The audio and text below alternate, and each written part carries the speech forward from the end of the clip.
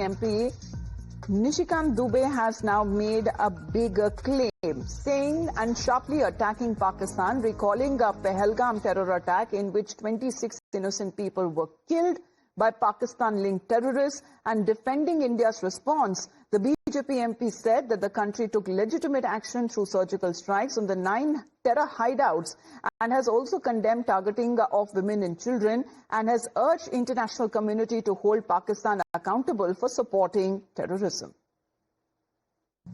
यदि ऑपरेशन सिंदूर का उल्लेख किया जाए सभापति महोदय, तो अंतर्राष्ट्रीय समुदाय पाकिस्तान द्वारा प्रशिक्षित आतंकवादियों द्वारा किए गए क्रूर लक्षित हमलों को भूला नहीं है, जिसमें 22 अप्रैल 2025 को जम्मू और कश्मीर के पहलगांव में 26 निर्दोष नागरिकों की जान चली गई। एक सुविचारित और संतुलित प्रतिक्रिया में भारत ने आतंकवाद के खिलाफ अपनी रक्षा के लिए इसके अपराधियों को न्याय के कटघरे में लाने के लिए अपने वैध अधिकारों का प्रयोग किया और मई 2025 में ऑपरेशन सिंदूर के तहत 9 आतंकवादी ठिकानों पर लक्षित हमले किए।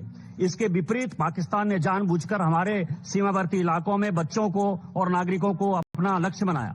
पाकिस्तान को खुद के आईने में देखना चाहिए, इस मंच पर उपदेश देना बंद करना चाहिए, अपनी सीमाओं के भीतर बच्चों के लिए कार्य करना चाहिए। Well, Rishabh, good morning. The statement that has been given out, India has done what was necessary.